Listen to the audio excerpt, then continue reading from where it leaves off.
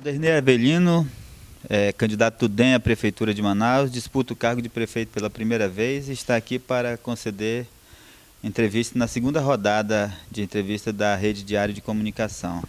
Deputado federal, Alderney tem como candidato a vice-prefeito o pastor evangélico Ivo de Assis Rodrigues, do PRB.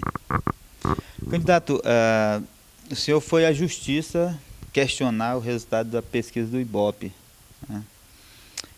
O senhor acha que os números da pesquisa prejudicaram a sua candidatura? Acho que sim, prejudicaram muito. Eu não sou de contestar a pesquisa, Valmir, mas essa do Ibope me deixou extremamente irritado e aborrecido, porque não é a primeira vez que o Ibope apronta. E eu nunca tive uma rejeição de 11%, como também não tenho 3% de intenções de voto. Então, essa pesquisa é uma pesquisa montada, o Ibope é um instituto venal e, portanto, fui à Justiça Eleitoral para contestar e quero saber a metodologia que eles utilizaram para montar essa pesquisa. Qual é que números acho que tem, que percentual o senhor acha que tem de votos e de rejeição?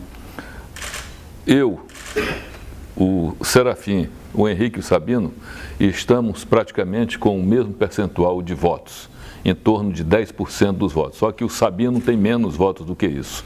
Então, eu não posso, eu posso afirmar para você que no terceiro lugar das pesquisas, nós vamos definir no dia da eleição quem terá mais votos. Okay. E o senhor acha que os números de uma pesquisa eleitoral podem influenciar a decisão do eleitor? Eu digo terceiro lugar hoje, porque nos próximos dias ainda eu estou subindo nas pesquisas, estou subindo muito. Eu posso chegar ainda ao segundo turno, com a rejeição muito grande que está tendo nos dois candidatos que estão à frente nas pesquisas, que as pesquisas indicam, tanto o Arthur quanto a Vanessa, estão com a rejeição aumentando e o número de intenção de voto está reduzindo. Portanto, posso chegar, já que eu estou subindo rapidamente, não tenho rejeição, não tenho teto para continuar crescendo e, portanto, posso chegar e devo chegar ao segundo turno da eleição. Qual é a fatia do eleitorado que o senhor acha que tem maior presença neste momento e a outra que o senhor pode conquistar mais votos? Maior presença nesse momento eu tenho na classe C. Então, a classe média emergente é a que mais tem sido permeável às nossas propostas. Mas tenho votos tanto na classe B e A, como na classe D também e na classe E. Mas o forte que eu tenho hoje é na classe C. Então vamos começar a falar de propostas. O senhor disse que vai resolver o problema da água e já anunciou que vai baixar a taxa de esgoto, que hoje é 100%, aumentou de 80% para 100% agora nesse contrato de repactuação que o Amazonino fez, aumentou de 80% para 100%. Qual é o percentual que o senhor acha que deve ser cobrado? 60%, não mais do que isso.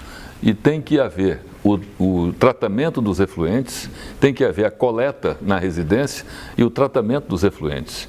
Não se pode simplesmente cobrar uma taxa de esgoto de 100%, onde a canalização do esgoto está disponível e a casa não é ligada com a rede de esgoto. Para ligar, ainda vai custar muito para que as pessoas possam ligar a rede de esgoto à sua casa. E, além disso, não há o tratamento desses efluentes aqui na nossa cidade. Pelo primeiro contrato, né, de concessão, o tempo não foi cumprido, o período não foi cumprido em relação ao esgotamento sanitário, né? E esse novo aditivo, teve um aditivo e agora uma nova empresa assumiu. Essa quebra de contrato, como o senhor vai gerir isso, uma nova empresa, ao mesmo tempo em que coloca uma instabilidade jurídica para a abertura de uma nova concessão?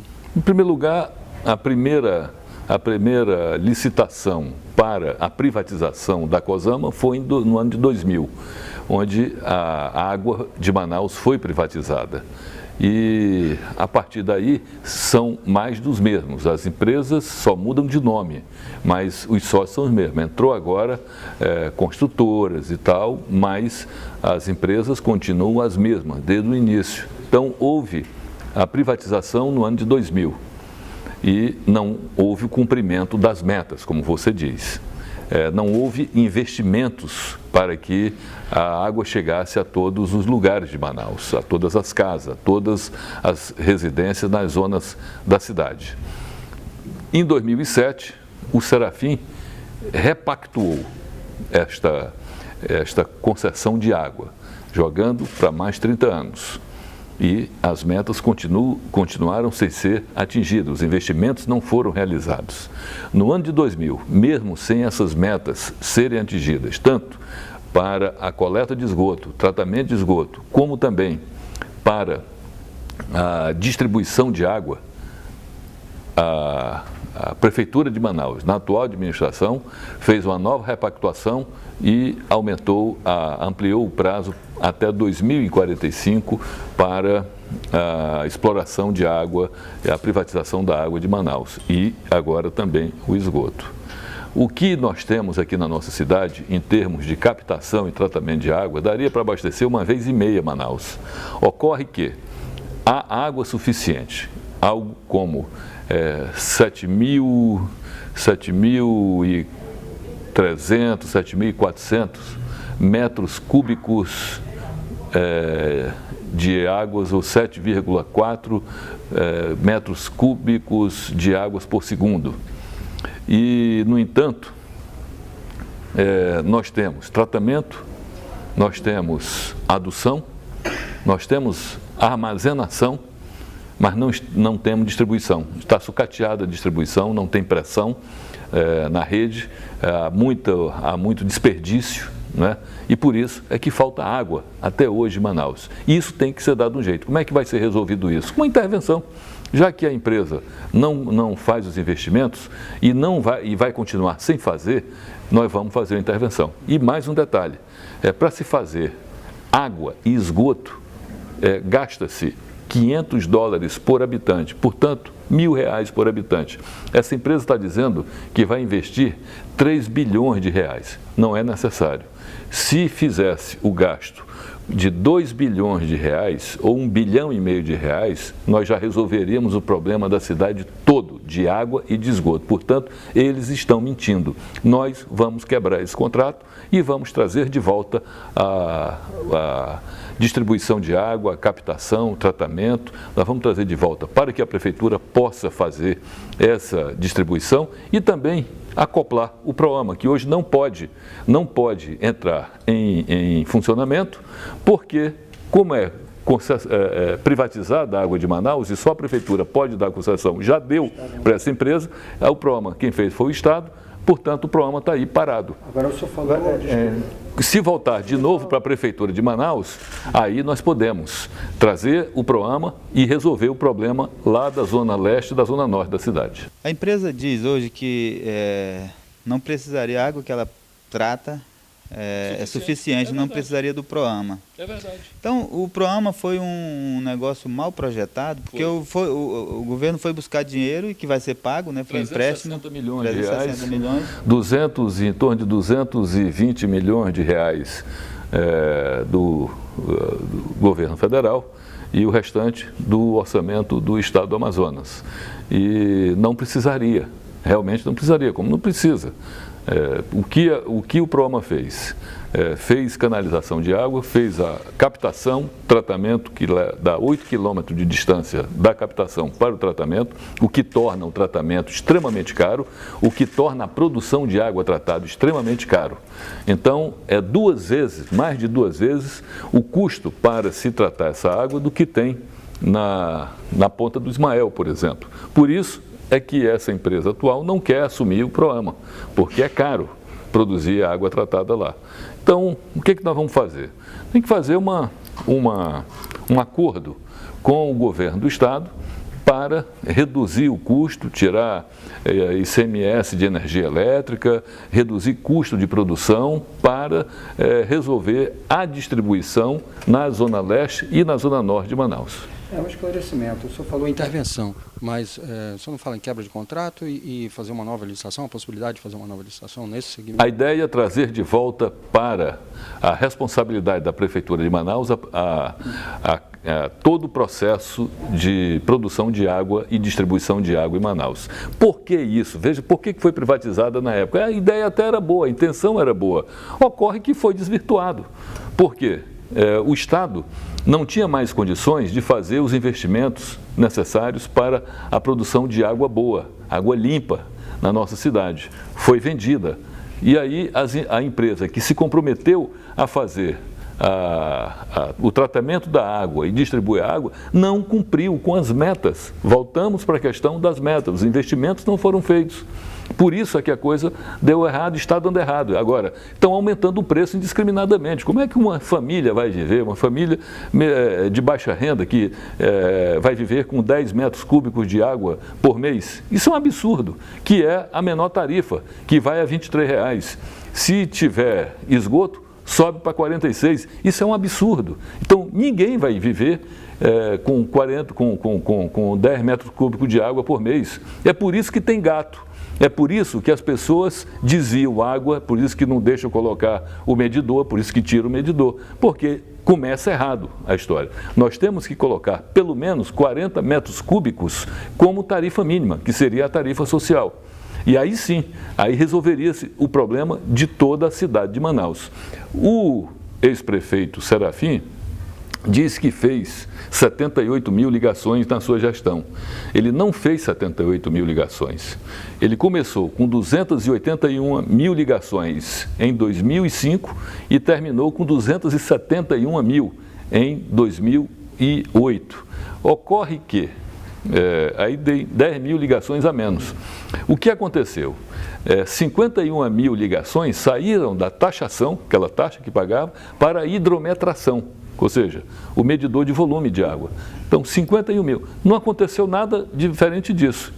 Então, ele não fez 78 mil ligações. O que se precisa fazer é exatamente isso. A receita é essa: aumentar o volume de água que se leva para a população e fazer 40 metros cúbicos os R$ 23 que são hoje por 10 metros cúbicos. A partir daí, vai deixar de ter desvio de água, desperdício de água e pode colocar o medidor que as pessoas vão aceitar. O que não dá é uma pessoa que vai passar o mês todinho com sua família, gastar 10 metros cúbicos de água e pagar 23. Ninguém gasta 10 metros cúbicos de água. Agora, nessa questão dos investimentos, a empresa tem ficado muito nas costas do governo, né? Porque o Serafim investiu 60 milhões de reais para a empresa usufruir depois e cobrar a tarifa da população. E agora a empresa está dizendo que aceitaria o programa se fosse de graça, sem nenhum custo. Nem de graça eles querem. Nem de graça eles querem. Porque, como eu te disse, a produção de água do programa é 2 vezes maior o custo da ponta do Ismael. Há uma previsão, a previsão seria de passar o programa para essa empresa por 10% do valor que foi gasto. Se foi 360 milhões, seria repassado por 36 milhões. Então, nem de graça eles estão querendo, é por isso que eles estão embromando desse jeito. Então, o programa só vai entrar em ação se houver o rompimento desse contrato, e eu vou romper o contrato com essa empresa que está aí, acho que hoje se chama Amazonas Ambiental. Não é isso? Manaus Ambiental. Então, eu vou romper este contrato para que a gente possa trazer também o programa para dentro desse sistema de captação, tratamento, distribuição, armazenação e distribuição de água na nossa cidade. Aí sim, nós vamos ter água com fartura para toda a população. Você que está me ouvindo, que não tem água faz 3 dias, você vai ter água pura, limpa na sua casa. A sua campanha trabalhou logo no início até um seminário para discutir a infraestrutura da cidade, né? A gente está vendo que o senhor tem algumas propostas para a infraestrutura. O município teria recurso para isso, para fazer esses investimentos que o senhor pretende? Valmir, o que Manaus não tem é decisão, projeto e planejamento. Manaus não tem isso. Nós precisamos transformar a nossa cidade numa cidade que tenha mobilidade urbana. Manaus perdeu a mobilidade por conta da omissão dos prefeitos que vêm se sucedendo ao longo do tempo. As ruas foram se enchendo de carro e não houve a contrapartida da prefeitura de alargar as ruas, não houve a contrapartida de fazer novas ruas, não houve a contrapartida de fazer novos viadutos, fazer viadutos corretos, não um viaduto que congestiona em cima e congestiona embaixo da rua, que aqui inventaram agora um tal de pé de galinha, o tal do viaduto ali da Recife e o do Coroado, que é um viaduto que não resolve o problema, é um pé de galinha. Toma aqui, vem uma parte para cá, outra parte para cá. O resto se faz embaixo, em rotatória, às vezes se faz com rotatória, às vezes nem rotatória tem. Então, isso cria um problema enorme para o trânsito embaixo desses viadutos e em cima também. Então, falta fazer projeto adequado. As pessoas estão fazendo as coisas de qualquer jeito. Não sei quem é o gênio que está produzindo esse tipo de proposta aqui em Manaus. O que importa é o seguinte: eu tenho propostas sérias. Eu trabalho com técnicos renomados de Manaus e de fora de Manaus. Esses técnicos têm a mais absoluta competência para fazer as propostas. E aqui os recursos de Manaus são limitados, claro. São limitados, não dá para fazer tudo que a gente prevê. Mas se os prefeitos viessem fazendo o que propôs o PDLI do Jorge Teixeira em 1974, Plano de Desenvolvimento Local Integrado, que foi esquecido depois que o Teixeirão saiu. E eu tenho, nessas minhas propostas, nesse caderno de projetos que eu tenho, que foram realizados nesse seminário, eu tenho propostas tiradas do PDLI do Jorge Teixeira. Por exemplo, a ligação da Rua Recife, o eixo norte-sul, que vai dali da Recife, que para no Boulevard, termina no Boulevard. Mas se você fizer um viaduto de 350, 400 metros, por dentro de um buracão que tem ali na Praça 14 de Janeiro, você dá em frente, numa reta, a Rua Visconde de Porto Alegre, que vai bater lá no Igarapé de Educandos, lá na Ilha do Caxangá. O Teixeira previu isso há quase 40 anos atrás, meu Deus do céu, e ninguém fez. Então, nós sabemos onde buscar os recursos para fazer a complementação dessas obras. Nós sabemos onde buscar os recursos para fazer a calçada livre. Manaus não tem calçadas. Eu desafio qualquer um de vocês dois aqui, qualquer um de você que está me ouvindo e me vendo agora, a andar 100 metros numa calçada livre em Manaus. Não consegue andar. Não consegue, é uma vergonha. E isso é a omissão do poder público. Na minha gestão, nós vamos fazer as coisas que precisam ser feitas e que têm que ser feitas. Por que fizeram isso? Porque deixar a calçada, que é pública, deixar a calçada para o particular fazer. Aí o particular faz de qualquer jeito. Bota uma escada no meio do passeio, bota um vão no meio do passeio, bota uma lixeira de ferro no meio do passeio, faz uma garagem no meio do passeio que impede o povo de andar. Aí, o que eu vou fazer? Vou tirar tudo isso, vou assumir de volta o que é do público, para que a Prefeitura de Manaus possa assumir e fazer o projeto e executar uma calçada uniforme, com projeto uniforme, onde as pessoas vão poder andar livremente nessas calçadas. Você vai comprometer muitos interesses, inclusive dos camelôs. Mas, olha, antes disso eu vou dizendo onde é que o dinheiro vem. O dinheiro vai vir do Orçamento Geral da União, vai vir do Orçamento da Prefeitura, vai vir do BNDES e vai vir também do Banco Mundial. Nós sabemos onde buscar o dinheiro e sabemos fazer com que ele chegue aqui, porque na minha gestão a obra vai ser feita pelo preço justo. Aqui não vai ter corrupção. Nós vamos fazer o máximo de obras com o mínimo de recursos. Então, essa urbanização que a gente percebe não é prioridade, né, nas administrações municipais, então o senhor coloca como prioridade essa questão que não é só estética, é uma questão que os institutos estão pesquisando e estão mostrando Manaus na liderança da falta de calçadas, na falta de arborização. Agora, tem outra questão em relação ao trânsito, voltando. O problema ele afeta do trabalhador que sai 18 horas, o trabalhador que não é do distrito, que sai 18 horas e chega 9 horas da noite em casa, até o pai de família que vai levar o aluno, tem que aguardar 5 horas para deixar o garoto 7 horas. Quer dizer, o senhor tem uma ação assim, imediata que vai desafogar com custo baixo o trânsito? Todas as ações que Manaus precisa são ações emergenciais. Nós estávamos falando aqui ainda há pouco da mobilidade urbana e eu falo aqui agora do transporte.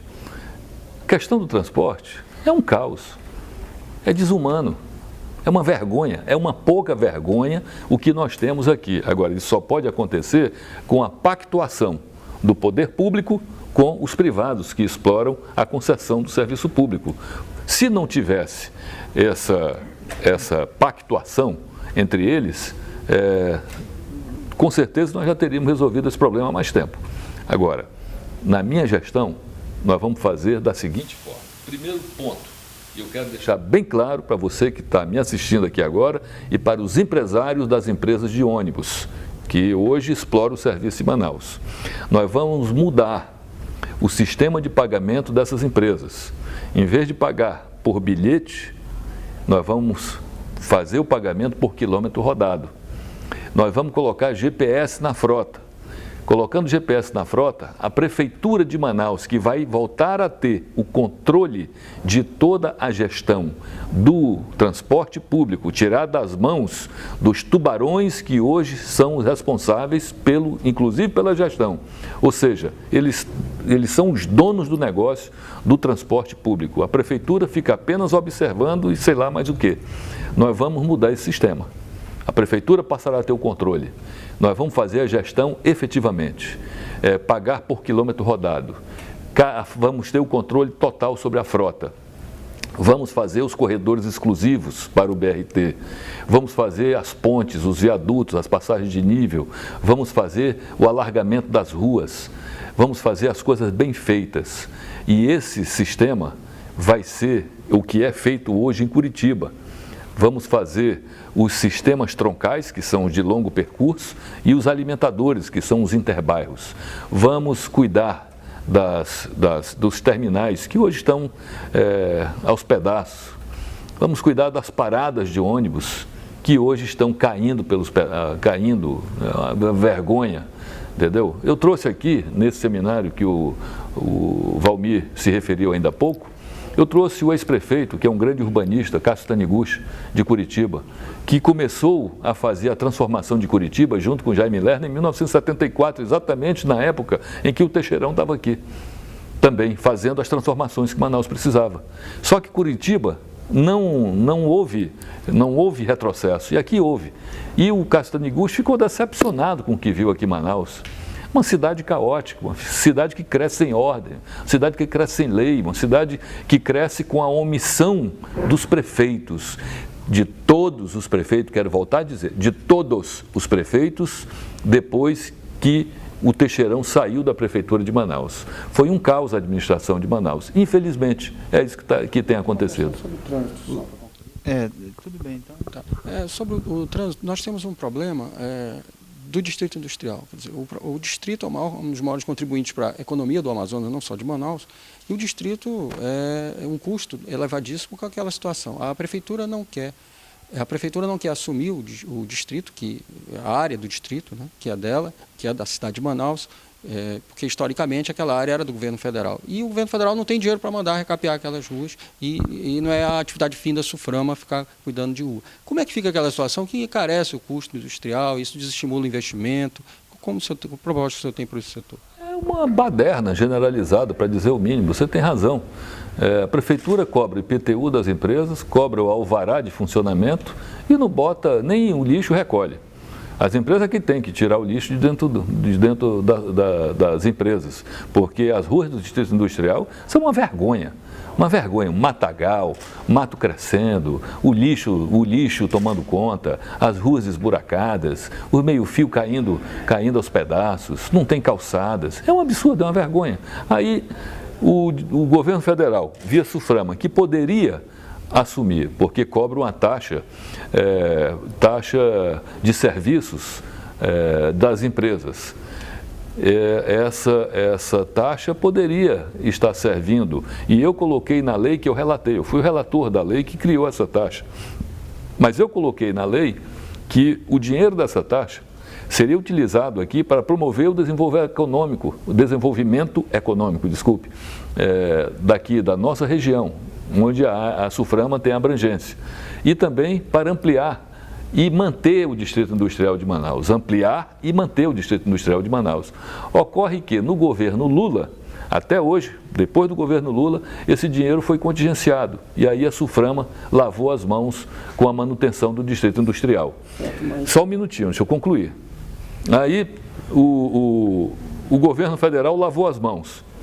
O governo do estado, onde arrecada a maioria dos recursos também do ICMS, também não faz nada. Aí tem mato, tem lixo, tem tudo que não presta, tem buraco e ninguém faz nada para melhorar o Distrito Industrial. Eu deixei no PPA uma emenda de 500 milhões de reais para que nós possamos fazer os investimentos para revitalizar o Distrito Industrial, colocar tubulação de gás, colocar uma rede de fibra ótica e também arrumar, limpar, melhorar e ampliar esse Distrito Industrial de Manaus. Okay. Candidato, o senhor está dizendo na sua proposta de governo que vai investir 30% na educação, hoje estão 25%. Eu pergunto o seguinte, vai aumentar, mas vai investir em quê? Porque o grande problema hoje é a qualidade da educação, né? Como é que será aplicado esse investimento maior?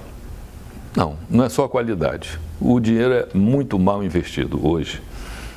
Qualquer coisa serve de pretexto para botar na educação, porque é onde tem a maior vinculação exatamente com a educação.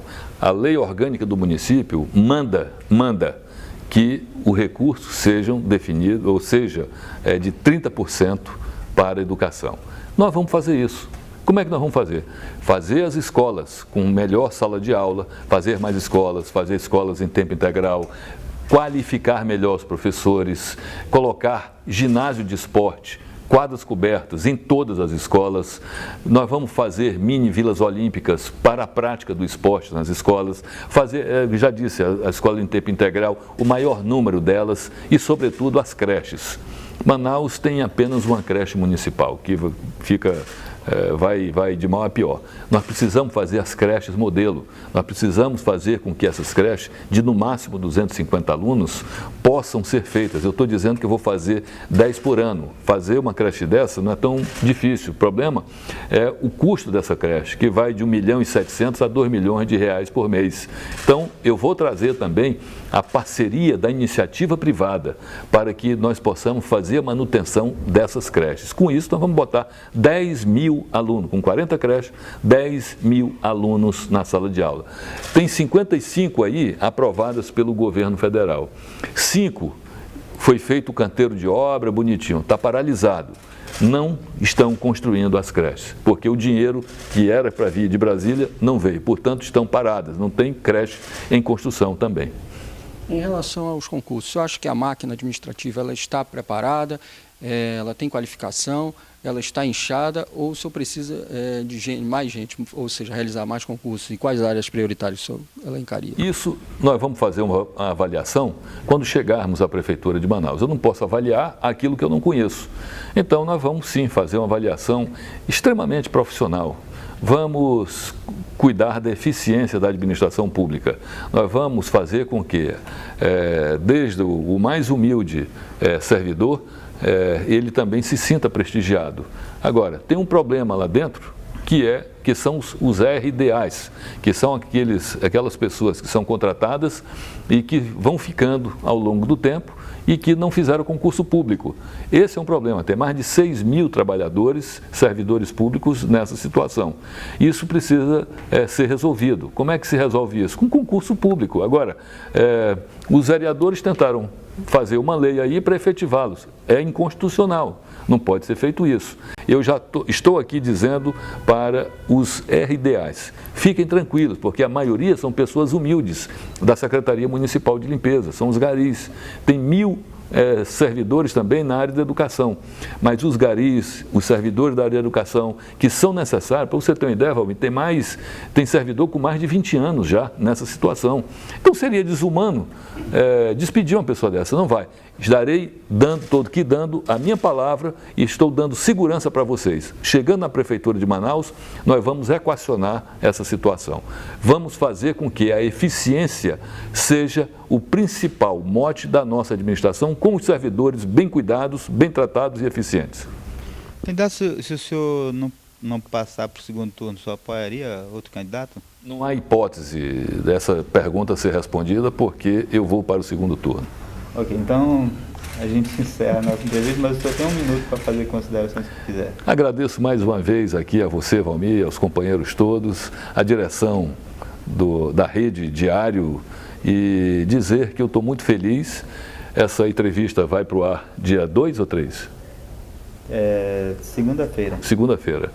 Bem, eu quero agradecer a oportunidade, dizer que estarei sempre à disposição para novas intervenções, novas entrevistas e contar com o apoio de cada um dos servidores aqui dessa casa e cada um de vocês que estão me vendo e me ouvindo agora, porque nós precisamos fazer uma administração eficiente, competente, voltada para o interesse público, uma gestão com eficiência, com transparência e com planejamento. E nós vamos fazer tudo isso em seu benefício. Vamos aumentar a eficiência, reduzir os custos da prefeitura, vamos reduzir o número de secretarias para que a gente possa colocar as subprefeituras nos bairros, para atender melhor a população. Por isso, eu peço a oportunidade, eu peço o seu voto de confiança. Vamos juntos renovar Manaus. Paulo Derney, 25.